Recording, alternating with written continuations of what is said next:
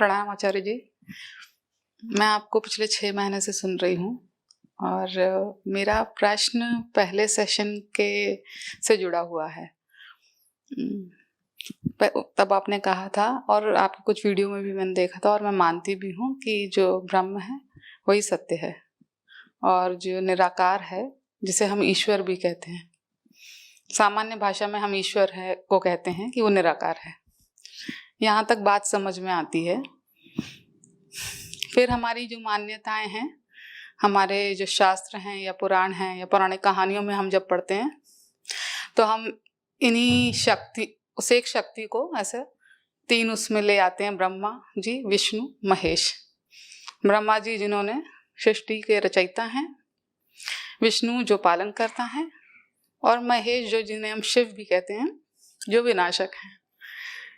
फिर थोड़ा और आगे आ जाते हैं सामान्य लोगों में, जो जिसे हम पूजते हैं मंदिरों में, जिनकी हमने मूर्तियां बना रखी हैं, जैसे और जिन्हें हम अवतार कहते हैं विष्णु के, श्री कृष्ण हैं और श्री राम हैं।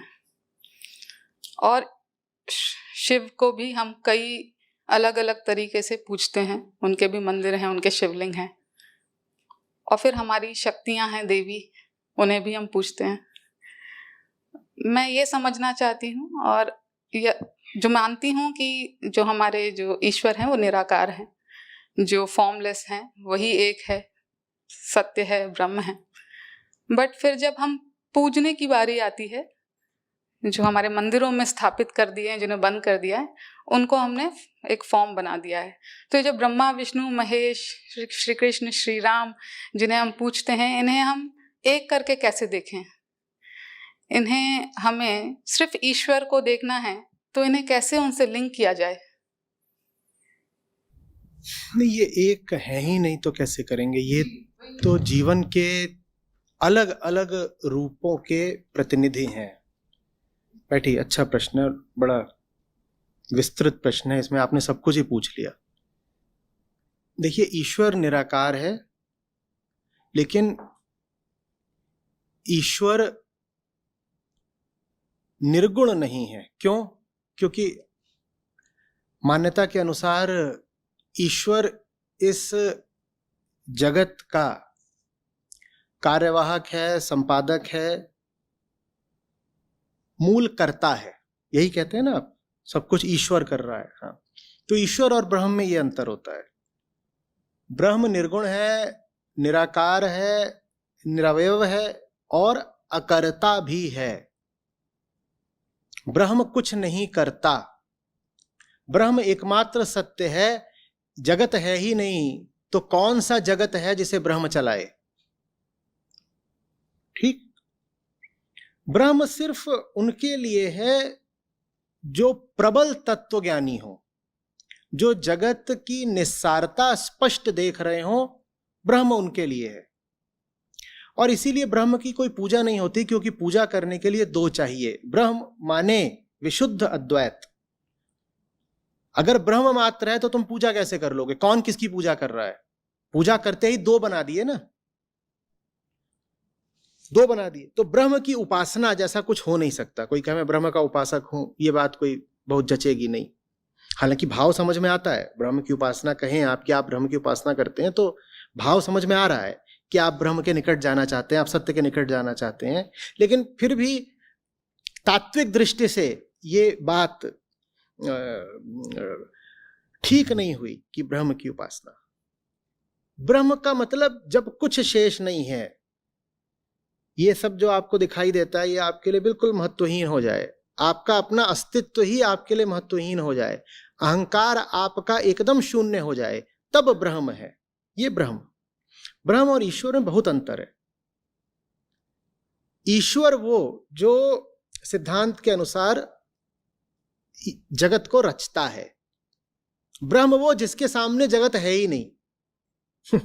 ब्रह्म वो जिसके सामने जगत है ही नहीं, जगत माया है। तो इसीलिए जो विशुद्ध अद्वैती होगा वो ईश्वर को भी माया ही मानता है। कहता है ब्रह्म पर जब माया का विक्षेप हो जाता है तो ईश्वर आता है। लेकिन उसको छोड़िए, अभी चूंकि हम तो वो लोग हैं जो जगत को मान्यता देते हैं, हमारे लिए तो जगत है और असली है, सच्चा है। तो फिर एक ईश्वर का सिद्धांत खड़ा होता है कि अगर ये जगत है तो इसको चलाने वाला भी लगता है कि कोई होगा, तो उसके लिए फिर ईश्वर को सामने लाया जाता है कि एक ईश्वर है जो दिखता तो नहीं है, अदृश्य है, निराकार है, वगैरह वगैरह, पर है, अस्तित्वमान है। और यदि अस्तित्वमान है तो फिर वो जगत के ही तल का हो गया ना, क्योंकि जगत भी क्या है? अस्तित्वमान। ईश्वर को भी आप मानते हो कि ईश्वर है, आप कहते हो ये मेज है, ये माइक है, ये मग है, ऐसे ही आप बोल देते हो ईश्वर है। अगर है तो वो भी इन्हीं के तल का हो गया। खैर वो इन्हीं के तल का है, लेकिन सिद्धांत कहता है कि वो इनसे ज्यादा सामर्थ्यशाली है और ये सब छोटे हैं, वो बहुत बड़ा है, इनकी शक्ति सीमित है, उसकी शक्ति असीमित है, वो इस पूरी दुनिया का पालन करता है। तो वो आपने ईश्वर मान लिया। ईश्वर तक कम से कम इतना था कि अदृश्य है और निराकार है और अरूप है। फिर आप आते हैं देवी देवताओं पर। तो ईश्वर ने ये प्रकृति रची है। ईश्वर ने क्या किया? प्रकृति माने पूरा ब्रह्मांड। ईश्वर ने प्रकृति रची है।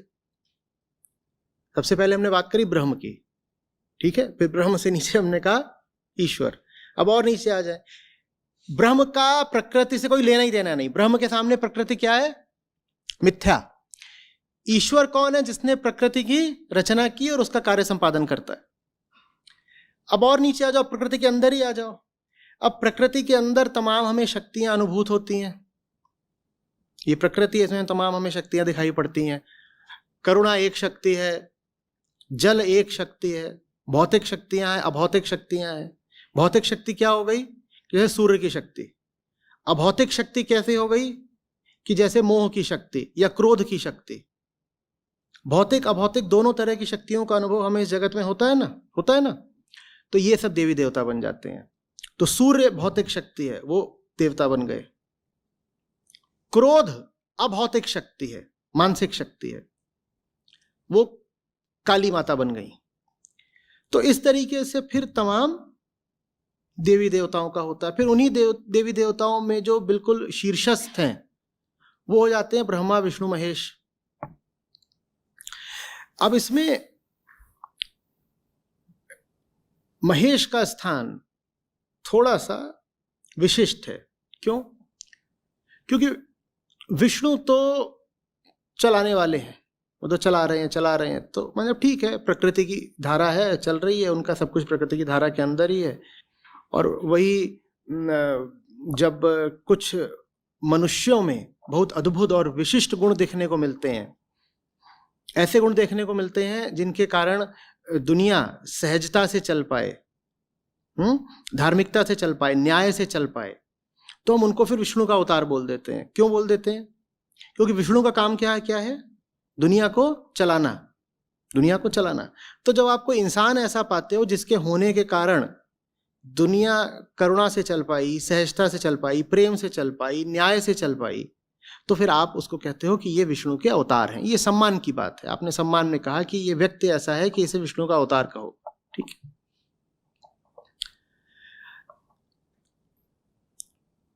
शिव वो हैं फिर जो इस पूरी प्रकृति की व्यवस्था को समाप्त भी कर सकते हैं, ठीक है। इसी विशिष्टता के कारण शिव ब्रह्म के बहुत निकट आ जाते हैं।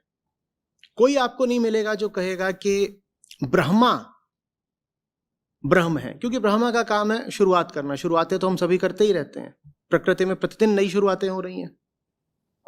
इसी तरीके से विष्णु को भी ब्रह्म नहीं माना जाता, लेकिन शिव को मानते हैं, क्योंकि शिव विशिष्ट है। क्यों? क्योंकि वो इस सब को लीन भी कर सकते हैं, सब खत्म कर सकते हैं। और जब सब खत्म हो जाता है तो क्या बचता है? जो बचता है उसको ब्रह्म बोलते हैं। तो इसलिए फिर शिव को ब्रह्म भी बोल देते हैं। तो ये जो त्रिपुटी है, ब्रह्मा विष्णु महेश, इसमें शिव का स्थान फिर विशिष्ट हो जाता है। समझ में आ रही है बात? तो इसीलिए फिर शिव के दो रूप हमारे सामने आते हैं। एक वो जिसमें आप शंकर कह करके उनकी पूजा करते हैं, जिसमें वो देवी पार्वती के साथ बैठे हैं और दो बालक हैं और उनसे जुड़ी हुई तमाम पौराणिक कथाएं हैं, वो शंकर का रूप है, वो शिव का साधारण रूप है। और फिर शिव का एक रूप है जिसमें शिव अकेले हैं, जिसमें शिव के साथ कोई नहीं, वो शिव का ब्रह्म रूप है। उसमें आप उनके साथ कोई कहानी नहीं जोड़ सकते। तो जब आचार्य शंकर कहते हैं शिवो हम, तो वो किस शिव की बात कर रहे हैं? हाँ, जो ब्रह्म शिव हैं उनकी बात कर रहे हैं। वो फिर कैलाश पर्वत वाले शिव की बात नहीं कर रहे। कैलाश पर्वत वाले शिव तो एक कथा के अंग हैं। वास्तविक शिव हैं वो साक्षात ब्रह्म हैं। ठीक है, तो सनातन धर्म में इस तरह का क्रम है, ऐसी वरीयता है, ये समझना बहुत जरूरी है। समझ में आ रही बात? जो जान सकते हैं, जो समझ सकते हैं, उनके लिए ब्रह्म है। जो उतनी दूर तक जा ही नहीं पाते, जिनका अहंकार, जिनकी आंतरिक मोह माया उन्हें अनुमति नहीं देती है जगत को मिथ्या देख पाने की, उनके लिए भगवान या ईश्वर है। और जो निराकार ईश्वर तक में मन नहीं लगा सकते क्योंकि निराकार है भाई, तो फिर उनके लिए साकार देवी देवता है। जो इतनी ऊंची श्रेणी का तत्वज्ञानी हो कि निर्गुण निराकार की ओर बढ़ सके, उसके लिए ब्रह्म है। वो फिर कहेगा मैं ब्रह्म साधना कर रहा हूं। जो जान जाता है ब्रह्म को, ब्रह्म ज्ञानी कहलाता है। मन की वो स्थिति जिसमें वो ब्रह्म के पास आ जाता है, बहुत ब्राह्मी स्थिति कहलाती है। पर वो बिरले लोगों के लिए है। क्यों? क्योंकि ब्रह्म, दोहरा रहा हूं इस बात को, क्योंकि ब्रह्म का मतलब होता है कि अब ब्रह्म ही है, कुछ और नहीं है। तो ये दुनिया क्या हो गई? ये गई।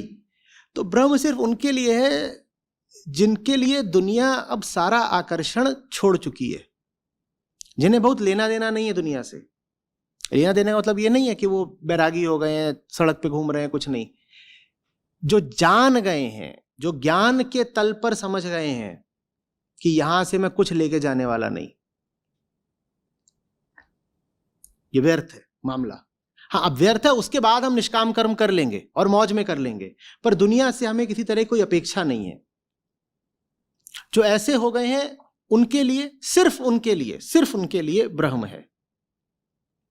जिनका अभी जगत में विश्वास तो है, पर जो ये समझते हैं कि जगत को चलाने वाला कोई हमारे जैसा मनुष्य नहीं हो सकता, क्योंकि अगर वो मनुष्य है तो हमारे ही जैसा हो गया भाई, उनके लिए फिर निराकार ईश्वर है। तो इन्होंने इतनी गनीमत रखी कि माना कि जो सर्वोत्तम है वो निराकार ही होगा, उसका कोई आकार नहीं हो सकता, उसका कोई रूप, उसकी कोई मूर्ति नहीं हो सकती। इन्होंने इतना तो मान लिया कि निराकार ही सर्वोत्तम होगा, लेकिन ये इतना साहस नहीं दिखा पाए कि ये भी माने कि जगत व्यर्थ है। तो उन्होंने कहा नहीं, जो सर्वोत्तम है वो एक निराकार ईश्वर है, लेकिन वो इस जगत को चलाता है। जगत तो है और ईश्वर और जगत का संबंध है। वो ईश्वर बैठ के क्या कर रहा है? वो जगत को चला रहा है, वो अच्छे बुरे का निर्धारण कर रहा है, वो न्याय भी कर रहा है, वो पैदा भी कर रहा है, मार भी रहा है, इत्यादि इत्यादि इस तरह की बातें कहती। तो ब्रह्म से नीचे वाले लोग हो गए। और फिर और जो जनसाधारण का तल होता है, वहां पे ये कल्पना करना भी मुश्किल हो जाता है कि निराकार माने क्या। कहते हैं निराकार कुछ कैसे हो सकता है, निराकार कैसे हो सकता है, निराकार नहीं, निराकार नहीं। तो फिर उनके लिए आकारों की व्यवस्था की गई, उनके लिए मूर्तियों की व्यवस्था की गई। उनको कहा गया कि जो अच्छी अच्छी बातें हो सकती हैं प्रकृति में, उन सबको हम मूर्तियों के रूप में बना देते हैं, अब तुम इनको पूजो ताकि वो अच्छाइयां तुम में भी आ पाए। तो ये जितने सब देवी देवता हैं, ये अलग अलग तरह की शक्तियों के, गुणों के, वर्च्यूज के प्रतीक हैं। समझ में आ रही है बात?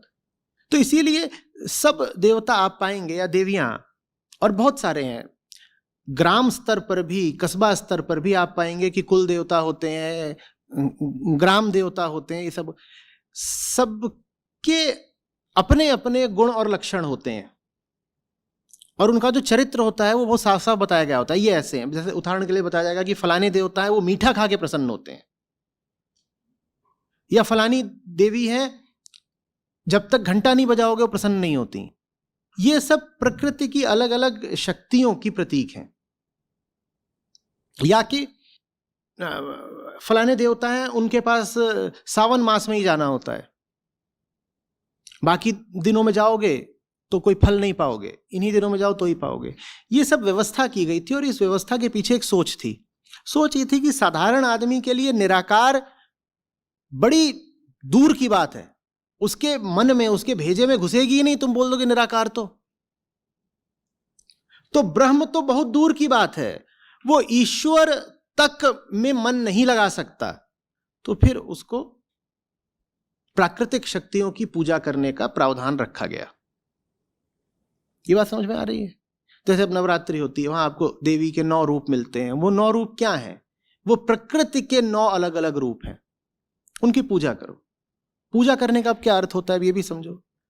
पूजन का वास्तविक अर्थ होता है ज्ञान, समझना।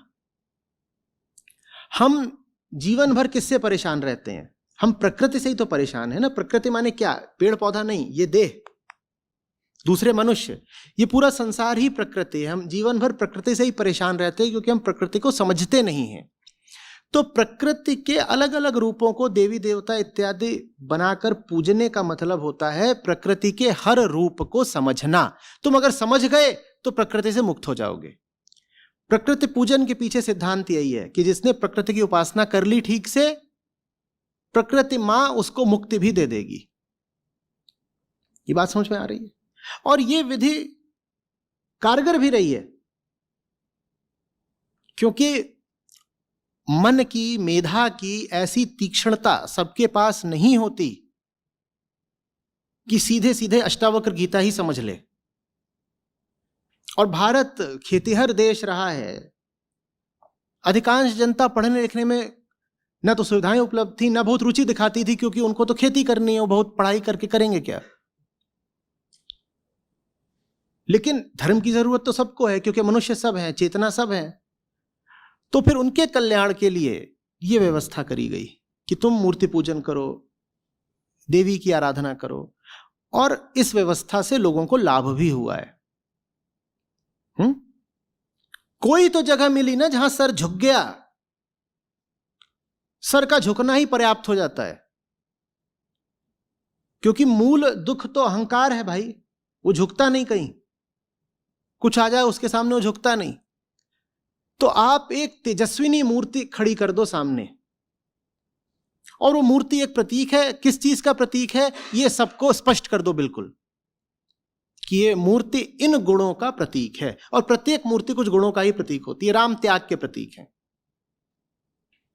प्रत्येक मूर्ति कुछ गुणों का प्रतिनिधित्व करती है। ये स्पष्ट कर दो कि उस मूर्ति से कौन से गुण हैं जो विस्तीर्ण हो रहे हैं। ये स्पष्ट होना चाहिए कि आप जब राम की मूर्ति के सामने झुक रहे हो तो आप निस्वार्थ त्याग की भावना के सामने झुक रहे हो। तो जब आप राम की मूर्ति के सामने झुकते हो तो आपने अहंकार को अपने बताया, देखो निस्वार्थ त्याग बड़ी बात होती है। आपके जीवन में भी कुछ निस्वार्थता आ जाएगी। समझ रहे हो बात को? तो इस तरीके से ये पूरी व्यवस्था करी गई है, और ये व्यवस्था अपने समय पर लाभदायक रही है, काम देती रही है। लेकिन कोई भी व्यवस्था चेतना को उठाने के लिए होती है ना, तो चेतना का डब्बा बंद करके तुम पाओगे कि कोई भी व्यवस्था असफल ही हो जाती है तुम्हारे लिए। तुम उस व्यवस्था के पास जाओ और अपनी चेतना का डब्बा तुमने बंद कर रखा हो तो व्यवस्था तुम्हारे काम नहीं आएगी। आप मूर्ति के सामने सर झुका रहे हैं और आपको पता ही नहीं है वो मूर्ति किसका प्रतीक है, तो आपका काम नहीं बनेगा। आप बस हरि हरि कर रहे हैं या राम राम या कृष्ण कृष्ण कर रहे हैं, बिना ये जाने कि कृष्ण किस गुण के प्रतिनिधि हैं, आपको बात बनेगी नहीं। आप हरे रामा हरे कृष्णा या कुछ भी बोलें और आपने गीता कभी पढ़ी नहीं ठीक से, गीता आप जानते नहीं, तो आपको कोई लाभ नहीं होगा। क्योंकि अंतिम बात है चेतना का उठना। आप मूर्ति के सामने हो और आप मूर्ति को लेके ही चैतन्य नहीं हो तो आपको लाभ नहीं हो सकता। बात स्पष्ट हो रही है? और इसमें कुछ स्पष्ट ना हो तो पूछिए, क्योंकि प्रश्न बड़ा महत्वपूर्ण था। किसी और को भी इससे संबंधित कुछ पूछना हो तो पूछिए। नमस्कार आचार्य जी, मेरा प्रश्न है कि जो जितने भी महान लोग हुए हैं, कृष्ण हो गए, राम हो गए या गौतम बुद्ध हो गए, अष्टावक्र हो गए, इनके साथ एक कहानी भी जोड़ देते हैं लोग। जिसको अतिशयोक्ति बोल देते हैं अलंकार के रूप में। तो श्री कृष्ण के कहानी जुड़ी हुई है कि मैया को एक दिन कृष्ण के मुख में वो पूरा ब्रह्मांड दिखता है। तो मेरा तर्क ये है कि शायद ऐसा हो कि जब मिट्टी खा रहे थे तो मैया ने बोल दिया होगा कि अरे दुनिया भर की मिट्टी खा के बैठा हुआ है। सुनने वाले ने सुन लिया कि दुनिया खा के बैठा हुआ है, लिखने वाले ने लिख दिया कि ब्रह्मांड खा के बैठा हुआ है। तो इससे क्या होता है कि जो कहानी लिख देते हैं हम उसको महान बनाने के चक्कर में जो वैज्ञानिक तर्क हैं उसको पीछे छोड़ देते हैं और फिर उससे कुछ लोग दूर भाग जाते हैं। साथ के साथ हम दरवाजा भी बंद कर देते हैं कि वो तो महान लोग हैं, तुमसे नहीं हो पाएगा, तुम रहने दो। दूसरी तरफ ये है कि जो हम पूजा करते हैं, जो ब्राह्मण होते हैं वो महाभारत और रामायण और गीता की पूजा करते हैं। साथ के साथ जो तथाकथित जो जाति व्यवस्था में जो शूद्र हैं वो डर के मारे इनकी पूजा करते हैं, श्री कृष्ण की और इनकी राम की। बट साथ के साथ वो वाल्मीकि जो रचयिता हैं इनके, वाल्मीकि और वेदव्यास, और इनकी पूजा करते हैं। तो इसमें कोई संबंध समझ में नहीं आ रहा मुझे कि ये क्या है। 2-3 अलग अलग बातें पूछ ली, बैठिए। अच्छा, धन्यवाद।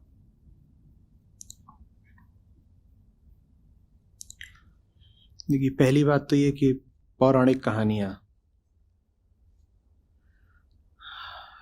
पुराणों में जो कहानियां हैं उनमें जो सबसे सारगर्भित हैं, जिनमें सार छुपा हुआ है, वो बड़ी मूल्यवान है। उनको आप बस समझ लीजिए तो वो बड़ा सशक्त और सुंदर इशारा बन जाती हैं सही जीवन जीने की तरफ। और ऐसी कहानियां पुराणों में बहुत हैं। कमी अगर रह जाती है तो इसमें कि उनमें कौन सा प्रतीक छुपा हुआ है, इस बात को हम समझते नहीं। साथ ही साथ पुराणों में ऐसी भी कहानियां हैं जिनका कोई प्रतीकात्मक अर्थ भी नहीं निकाला जा सकता, जो बस यूं ही हैं, जिनको अधिक से अधिक बस कपोल कल्पना ही कहना चाहिए। यही ईमानदारी की बात है कि उनमें देखो कुछ रखा नहीं है, पुराणों में वो संकलित कर दी गई, उसके बाद बस परंपरा के तौर पे वो चली आ रही हैं। उनमें कोई ऐसा मूल्य नहीं है जिसको बहुत अन्वेषण करके भी निकाला जा सके। तो दोनों तरह की कहानियां पुराणों में हैं। अब पुराणों से भारत की धार्मिक व्यवस्था को एक ढांचागत मजबूती भी मिली है और भारत का नुकसान भी बहुत हुआ है। मुझे डर है, मुझे ये कहना पड़ेगा कि शायद नुकसान ही ज्यादा हुआ है। जिन कहानियों में कोई मर्म छुपा हुआ है ही नहीं, उनसे तो नुकसान होगा ही, क्योंकि आपने कहानी पकड़ ली और आप सोच रहे हो कि वो कहानी नहीं यथार्थ है, आप सोच रहे हो ये तथ्य है, तो उनसे तो होगा ही नुकसान। उदाहरण के लिए कि आत्मा निकली और आत्मा जाकर के फलाने विमान पर बैठ गई, उसके बाद फलानी नदी पार कर रही है आत्मा, उसके बाद आत्मा जाके फलाने लोक में विचरण कर रही है, फिर 6 दिन तक लोक में विचरण करके एक दूत आता है, वो आत्मा को ऐसे ले जाता है, ये वो। अब इनमें तो कोई छुपा हुआ भी अर्थ नहीं है। आप बहुत कोशिश करके सोचो भी कि ये इसमें प्रतीकात्मक अर्थ क्या हो सकता है, कि उसको आप उधेड़ो और सोचो कि नीचे क्या पता कोई इसमें गहरी सूक्ष्म बात छुपी हो। उसमें कहीं कोई सूक्ष्म बात भी नहीं छुपी हुई है, वो बस यूं ही कल्पना मात्र है, उससे कभी कोई लाभ नहीं होने वाला। इस तरह की कहानियों को त्याग ही देना चाहिए। अब उसके बाद आती हैं वो कहानियां जो अपने आप में सूक्ष्म, गहरे, सुंदर, मूल्यवान प्रतीकात्मक अर्थ रखती हैं। उनके साथ भी दुर्घटना हो जाती है। दुर्घटना क्या हो जाती है भाई? कहानी में अर्थ छुपा हुआ होगा, पर वो अर्थ पढ़ने वाले को समझ में तो आना चाहिए ना। अब पढ़ने वाला अगर वेदांत ज्ञाता नहीं है तो पौराणिक कहानी में अर्थ छुपा क्या हुआ है उसको समझ में आने से रहा, नहीं आएगा समझ में। वो फिर सोचेगा कि ऐसा ही हुआ है निश्चित रूप से कि हनुमान जी गए थे तो सही में सूरज खा गए और बाल कृष्ण के मुंह में सही में पूरा ब्रह्मांड था। अब मुंह कितना बड़ा हो सकता है किसी बालक का, तुम क्या बोल रहे हो, सूरज खा गए ब्रह्मांड आ गया, क्या बात है ये। तो अब यहां पुराणों की गलती नहीं है, यहां गलती पुराणों को पढ़ने वाले की है। इस तरह की कहानियों में जहां अर्थ है तो पर आप समझ ही नहीं पा रहे। अर्थ समझने के लिए जानना होगा कि मूल दर्शन सनातन धर्म का वेदांत है।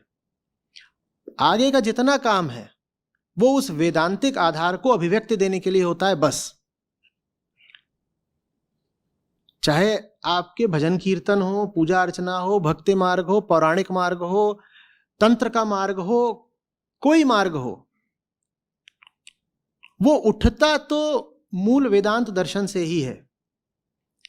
भारत में आस्तिकता की कसौटी ही यही रखी गई, ये नहीं कि आप ईश्वर को मानते हो या नहीं, आस्तिकता की कसौटी रखी गई कि आप वेद को मानते हो या नहीं। समझ रहे हैं बात को? आस्तिक वो नहीं है जो ईश्वर को माने, आस्तिक वो है जो वेद को माने। और वेद में दो हिस्से हैं, एक किस्सा कहानी वाला, कर्मकांड वाला, और दूसरा जहां वेद का मूल दर्शन है। तो वेद को मानने का मतलब हुआ वेद का मूल दर्शन मानना। तो माने आस्तिक वो है जो वेदांत को जानता हो, वेदांत को मानता हो। आप में से भी जो लोग अपने आप को आस्तिक कहना चाहते हैं वो जरा वेदांत के ज्ञाता बने, नहीं तो आप सनातनी होते हुए भी नास्तिक रहोगे अगर आप वेदांत को नहीं जानते। ये सब लोग जो घूम रहे हैं अपने आप को आस्तिक बोलते हैं और जिन्होंने कभी उपनिषद का वो, गीता का ग नहीं पढ़ा, ये नास्तिक हैं। जिस व्यक्ति को वेदांत का ज्ञान नहीं वो ही नास्तिक है, यही परिभाषा है।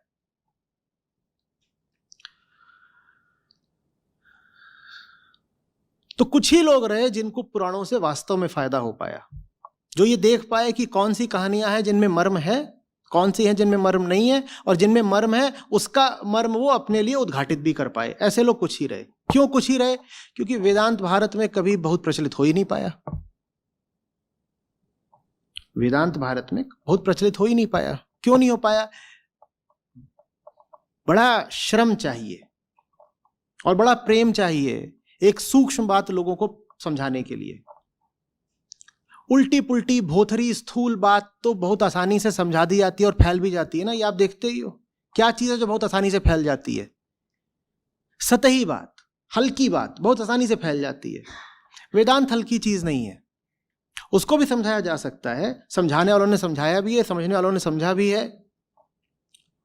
वेदांत समझाया नहीं जा सकता, वेदांत गाया भी जा सकता है। श्रेष्ठतम संतों के जो गीत हैं, जो भजन हैं, जो दोहे हैं, साखियां हैं, वो वास्तव में वेदांत की ही तो अभिव्यक्ति हैं। तो वेदांत को तो गाया जा सकता है, वेदांत पे नाचा जा सकता है, नाचने वाले नाचे। पर ऐसे लोग कम रहे जिनमें इतना प्रेम हो कि वेदांत को सबके पास ला सकें, सबको समझा सकें। तो बाकी लोग फिर जो धर्म का निचला स्तर है वो उसी तक सीमित रह के चलते रहे। समझ में आ रही है बात? तो मैंने कहा पुराणों में जो भी कहानियां हैं और जो भी उल्लेख मिलते हैं, कहानियों के अलावा भी बातें हैं पुराणों में, उनके फिर तीन हिस्से हो गए। एक तो वो हिस्से जो अर्थहीन हैं ही, जिनमें आप चाह के भी कोई अर्थ निकाल नहीं पाओगे, या जिनमें आप चाह के भी कोई सत्य ढूंढ नहीं पाओगे।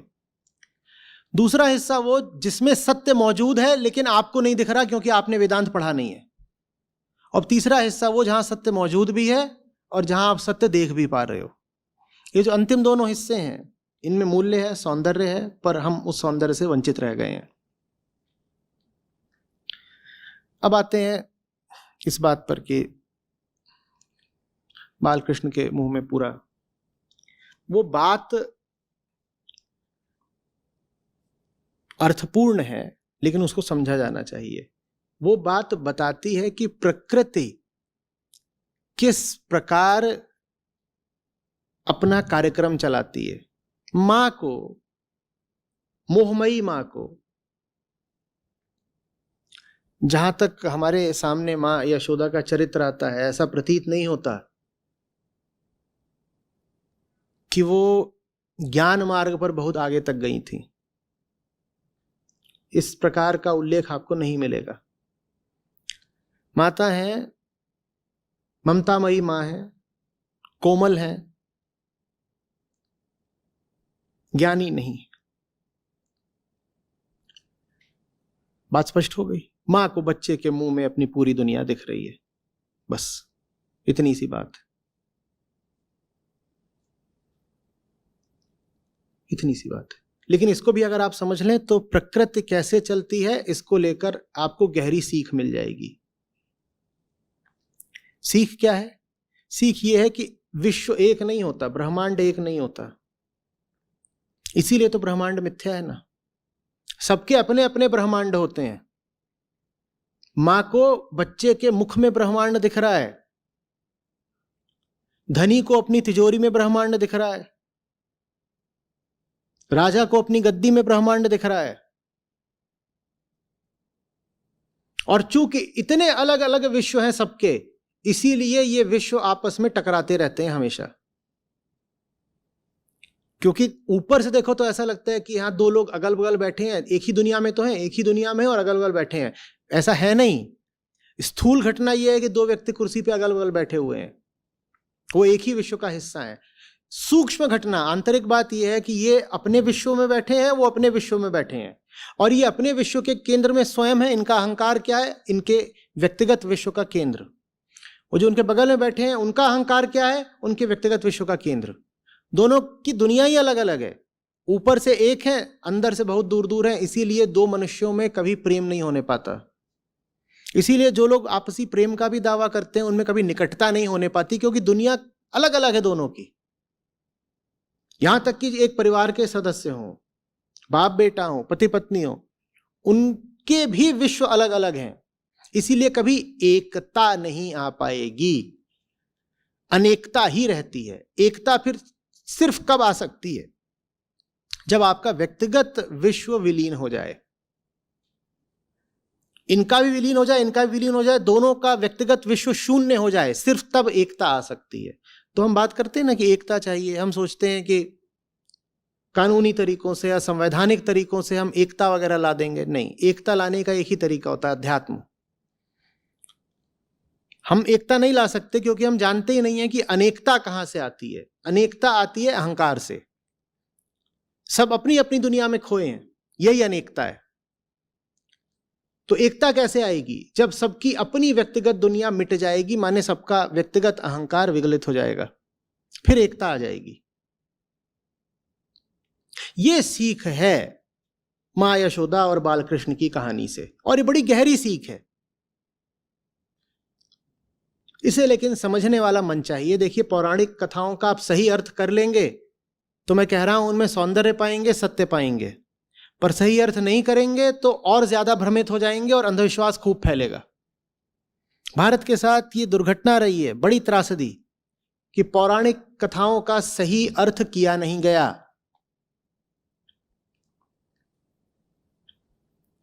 समझ में आ रही है बात?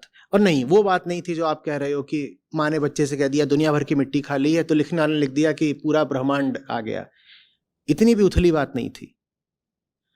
इस तल पर मत गिराओ पौराणिक कहानियों को, वैसा नहीं है। पहली बात तो वहां बैठ के कोई सुन नहीं रहा था। आज की तरह कैमरे नहीं लगे थे चारों ओर कि उन्होंने ठीक ठीक क्या शब्द बोला उसको किसी ने सुन लिया हो, हाँ, फिर रिकॉर्ड कर लिया हो और फिर बाद में कहा जाए कि माँ ने कह दिया कि दुनिया भर की मिट्टी, तो दुनिया का पर्याय बना के लिख दिया गया ब्रह्मांड, कि माँ को बालक के मुंह में ब्रह्मांड दिख गया। नहीं, वैसी बात नहीं है। कहानी लिखी गई है कुछ समझाने के उद्देश्य से, लेकिन हर कहानी के साथ विवशता यह होती है कि वो कुछ समझा पाए, इसके लिए समझने वाला पहले से समझदार होना चाहिए। जो समझने जा रहा है उसमें पहले से ही कुछ समझ होनी चाहिए, तभी उसे और ज्यादा कुछ समझाया जा सकता है। अगर जरा भी समझ नहीं है पहले की तो कहानी भी फिर विफल हो जाती है। कहानी और कथा में यही अंतर होता है। कहानी माने कपोल कल्पना, पौराणिक कहानियां नहीं होती हैं, वास्तव में पौराणिक कथाएं होती हैं। कथा वो जिसमें कुछ सार निहित होता है, जिसमें कुछ छुपा होता है। तो सार है तो कथा है, सार नहीं है तो कहानी है। फिर उसे किस्सा, कहानी, गप, कल्पना, कुछ भी बोल सकते हो।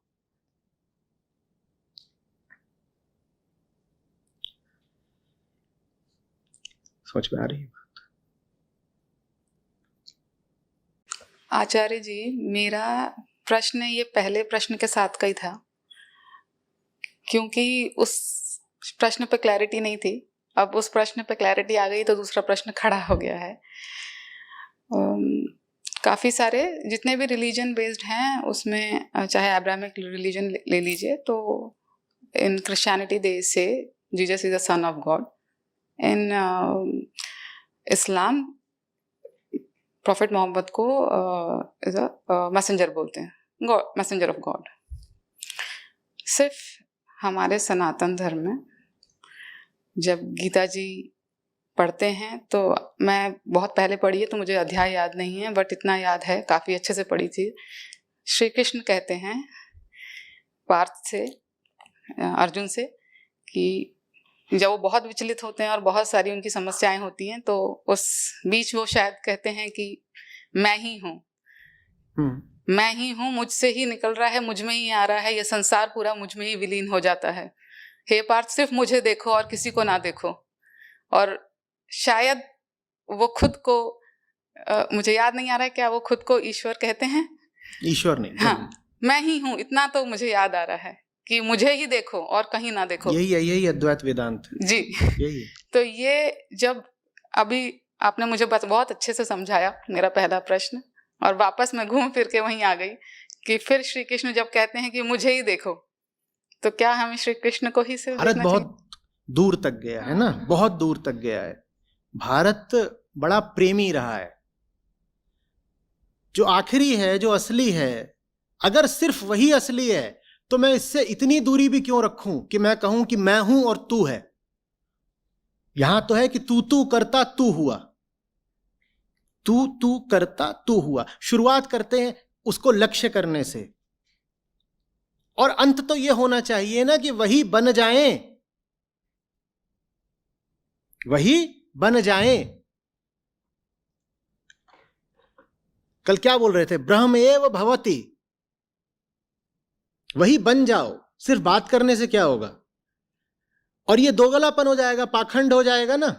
अगर कहोगे वो असली वही है लेकिन हम उससे दूर हैं, अगर वो असली है तो दूर दूर क्या कर रहे हो? चलो वही बन जाओ। तो जब कृष्ण कह रहे हैं मैं ही वो हूं, तो वो उस अंतिम स्थिति की बात है जहां आप सारी दूरी मिटा देते हो, अद्वैत आ जाता है, कुछ नहीं दूरी बची, मैं ही वो हो गया। और अब कोई शर्म नहीं, क्या झिझक, खुल के बोलूंगा हाँ मैं ही वो हूं। ये बात ईसाइयत में भी है और ऐसी चीजें इस्लाम में भी हुई हैं। ईसाइयत में स्वीकार कर ली गई, इस्लाम में स्वीकार नहीं की गई। ईसाइयत में, बाइबल में कम से कम 2 जगह मुझे ध्यान आ रही है, जीसस कहते हैं me and my father are one. तो लो, मैं उनका बेटा नहीं हूं, मैं वही हूं। या me and my lord are one. वैसे ये जगह पे कहते हैं I am the way, the light and the truth, मैं ही हूं वो। मैं रास्ता भर नहीं हूं, मैं अंतिम सत्य भी हूं। ये बाइबल से है। इसी तरह से इस्लाम में, सूफियों में ये घटना घटी है, जहां पर आपने अल हिल्लाज मंसूर का तो नाम सुना ही है, अनहल हक, मैं ही सत्य हूं, मैं ही सत्य हूं। फिर यह नहीं कहा जा रहा कि मैं सत्य का उपासक हूं। यह आध्यात्मिक यात्रा का अंतिम बिंदु होता है जहां आप कह देते हो मैं ही सत्य हूं, मैं ही सत्य हूं।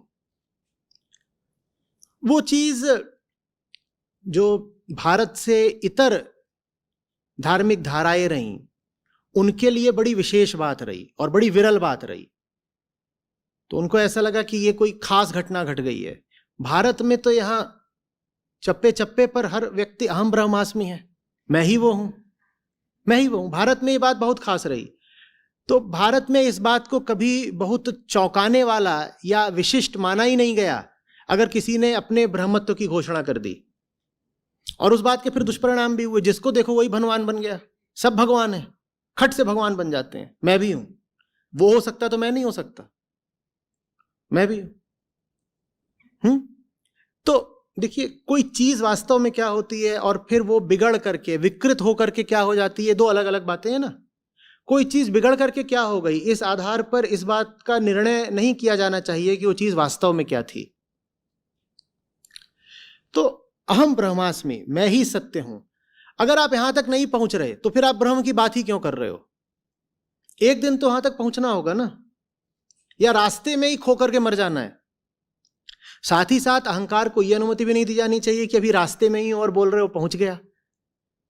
तो एक बहुत विशेष ईमानदारी भरा सत्यनिष्ठा का संतुलन रखना होता है, जहां आप रास्ते में ही यह भी ना घोषित कर दो कि मैं पहुंच गया, और अपने आप को यह भी ना बोले रहो कि दूरी बनाए रखनी है, दूरी बनाए रखनी है, कुछ तो दूरी हमेशा रहनी चाहिए।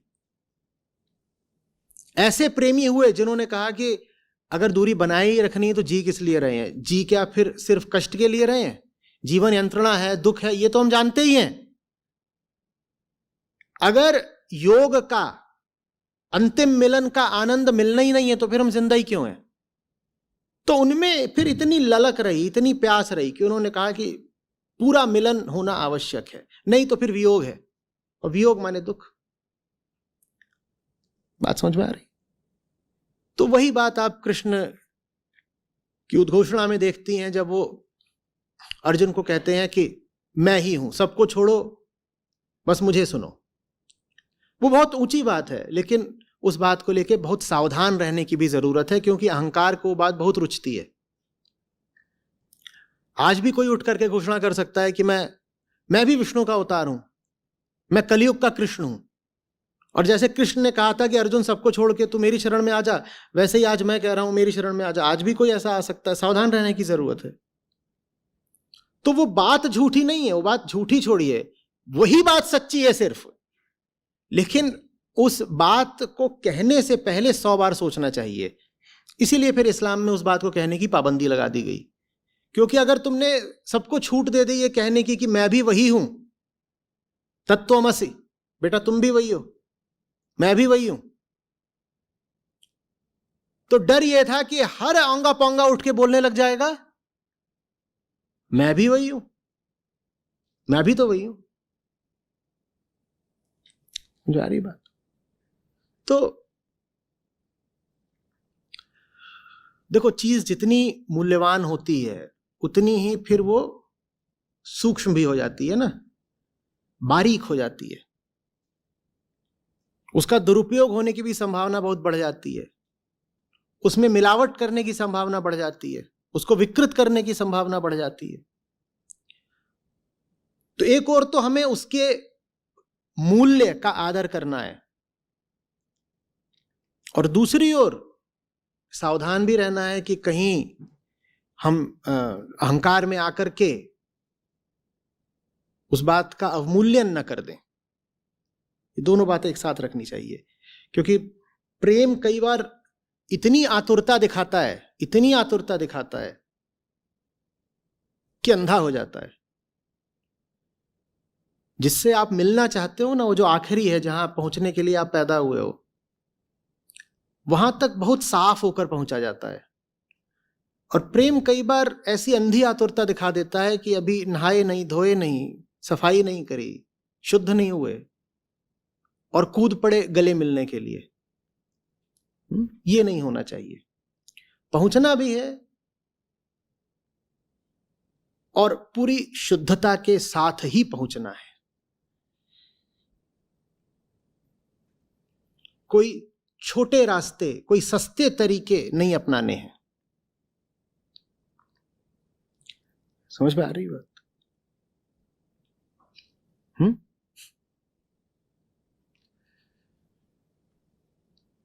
भारत ने ऐसी ललक दिखाई है ना कि यहां पर ये संस्कृति का हिस्सा बन गया कि हम दैवीयता के निकट हैं। तो छोटी बच्चियों को पूज रहे हैं, क्या है ये? अभी देवी है, तो छोटी बच्चियां देवी हो गई। जैसे आप प्रेम में इतने आकुल हो कि झट से अपने देवी देवताओं को अपने घर ही ले आ देना चाहते हो। आओ हमारे घर आओ, हमारे यहां बैठो। उनको प्यार से खाना खिला रहे हो, उनको कपड़े पहना रहे हो, उनको अपने घर का सदस्य ही बना लिया भारत ने। ये भारत का हृदय प्रेम का रहा है। भारत में उस अंतिम चीज के लिए बड़ा प्यार रहा है। बोला आओ घर आओ, घर आओ, घर आओ, घर बैठो। हम ऊपर नहीं आ सकते, तुम नीचे आओ, तुम्हारे लिए आसन बना दिया। मंदिरों में क्या देते हैं, भगवान सोने गए हैं, उनके कपाट भगवान सोने गए हैं। ये क्या है? ये इसकी शुरुआत प्रेम से हुई। ये प्रेम की बात। भगवान का बाल रूप ले लिया, ठंड में कपड़े पहना रहे हैं, इसके मूल में प्रेम है। लेकिन अगर समझोगे नहीं तो फिर ये बात किसी काम की नहीं रहेगी, बल्कि आध्यात्मिक जो पूरी साधना है उसको भ्रष्ट भी कर देगी। क्योंकि प्रेम यदि ज्ञान के साथ नहीं है तो फिर वो मोह माया ममता बन जाता है और वो आपको दुर्गति में डाल देता है। प्रेम और ज्ञान एक होने चाहिए। यहां पे गांव गांव में देवी हैं, देवता हैं। उसी से और आगे एक चीज चली कि लोगों पे देवी उतरनी शुरू हो गई।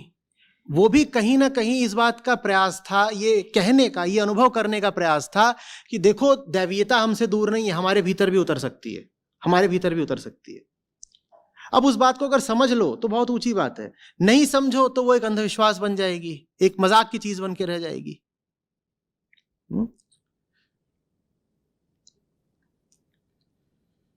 स्पष्ट हो रहा है?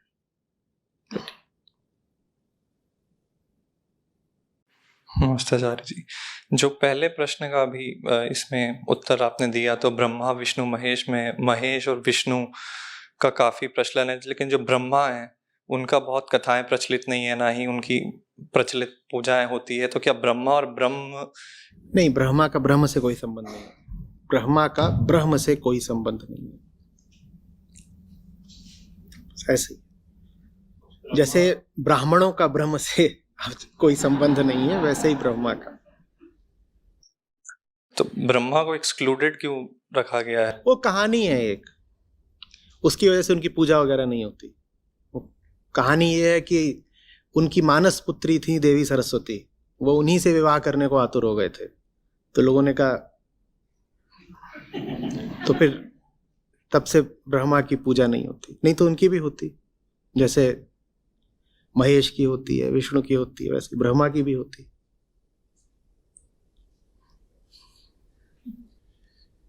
देखो, इन सब बातों में सीख तो छुपी रहती ही है। समझने वाला इंसान चाहिए और सीखने की नीयत चाहिए। अब जिसको तुम क्रिएटर बोल रहे हो, जैसे बाकी सब धर्मों में एक गॉड द क्रिएटर होता है, वैसे ही अगर तुम देखो तो सनातन धारा में जो क्रिएटर का स्थान है वो ब्रह्मा का ही है।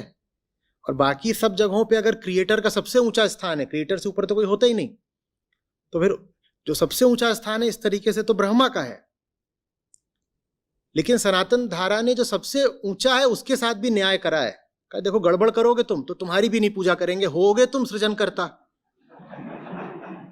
हमने माना है कि तुम रचयिता हो, लेकिन गड़बड़ करोगे तो तुम्हारी नहीं होगी पूजा। पूजा तो छोड़ दो, उनका एक सर ही काट दिया गया था क्योंकि गड़बड़ कर रहे थे। तो वो रचयिता है, ये स्थान उनका कायम रखा गया कि ठीक है, जो यथार्थ है हमने मान लिया। यथार्थ माने जो मानस यथार्थ है वो मान लिया कि है।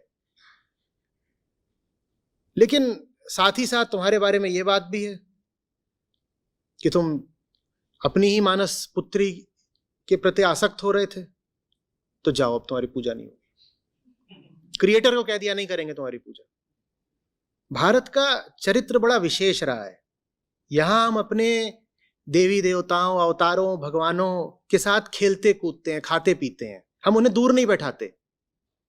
हम ये नहीं कहते कि वो आसमान पे बैठा है बस सर झुका के रखो। क्या होता है, घर में बैठा है, वो बातें करेंगे और क्या है, कभी नाराज भी हो जाएंगे, ताने मारते हैं, गुस्सा हो जाते हैं। ये सब भी होता है घरों में। देवी से कुछ मांगा था या देवता से कुछ मांगा था, मूर्ति से कुछ कहा दे दो, नहीं दिया, बोले जाओ 4 दिन तुम्हें खाने को नहीं देंगे।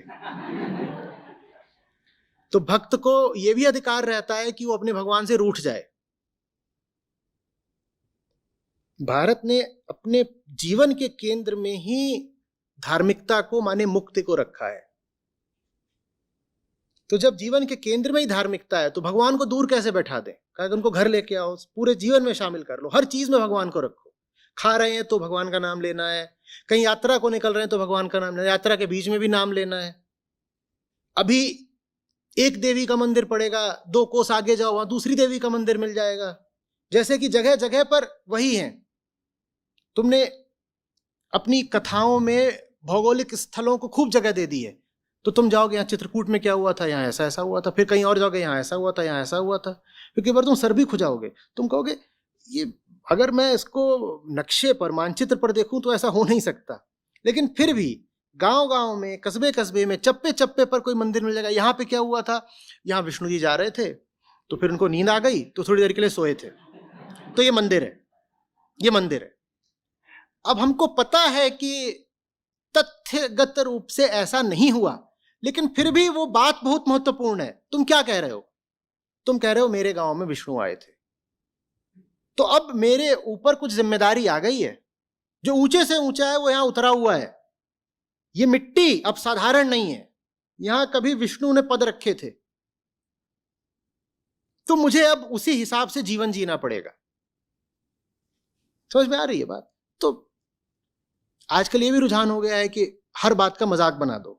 वो बात मजाक नहीं है, उसमें एक सीख छुपी हुई थी और हम नहीं सीख पाए, हम नहीं जान पाए, ये गलती हमारी है। उस बात का मजाक उड़ाना ठीक नहीं होता।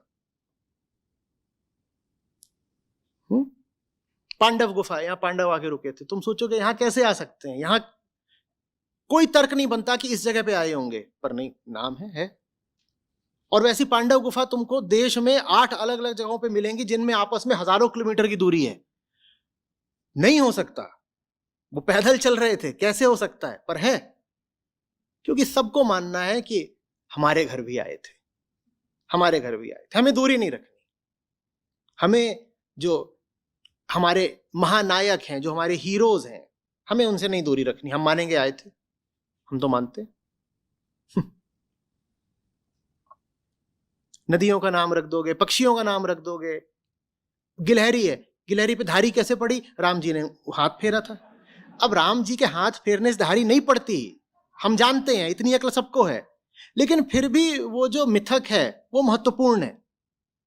तुम चाहते हो कि तुम गिलहरी को भी देखो तो तुम्हें राम की याद आए, और गिलहरी हर जगह पाई जाती है, गांव गांव में पाई जाती है, दिख जाती है। तुम चाहते हो गिलहरी दिखी नहीं कि राम का नाम याद आ जाए, इसलिए ये कहानी रची गई है।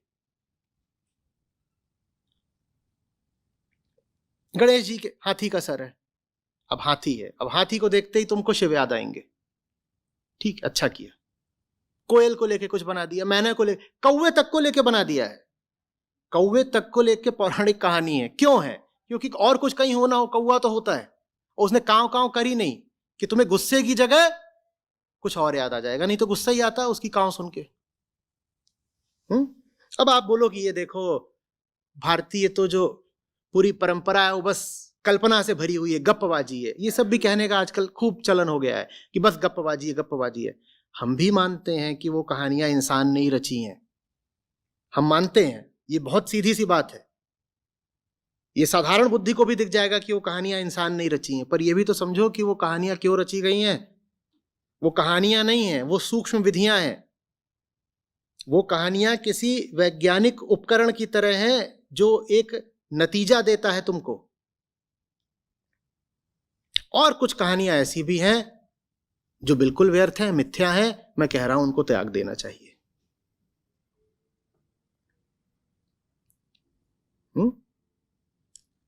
नमस्कार आचार्य जी। मेरा प्रश्न ब्रह्मा विष्णु महेश पे है कि जो मेरी समझ कह रही है कि विचार या वासना का उत्पन्न होना वो ब्रह्मा शक्ति से है, उस विचार का पालन विष्णु, और उस विचार का खत्म होना वो महेश, और तभी हम ब्रह्म के नजदीक कह हैं। सकते हो वैसे, ठीक है, यही बिल्कुल राइट, ठीक। ओके। एक और प्रश्न है मेरा कि जो अहंकार है उसको त्रिगुणी बोला गया है, और जो तमस गुणी है उससे पंचभूत आया, और जो सात्विक गुणी है उससे मन आया। ये कैसे देखे इसको? स्थूल है ना, स्थूल से सूक्ष्म की यात्रा है और कुछ नहीं। मन को सतोगुणी क्यों बोला गया? सूक्ष्मतम है, सूक्ष्मतम है। तामसिक आदमी क्या करता है, वो स्थूल से जुड़ा रहता है, तो इसीलिए उसको पंचभूत से जोड़ दिया। और जो दूसरे छोर पर सात्विक आदमी बैठा है, जो सूक्ष्मतम है, वो उसकी ओर जाता है, तो उसको मन से जोड़ दिया। पर मन में भी कुछ स्थूलता होती है, तो फिर जो गुणातीत है उसको आत्मा से जोड़ दिया गया कि जो सूक्ष्मतम ही है बिल्कुल, आत्मा, वो गुणातीत है।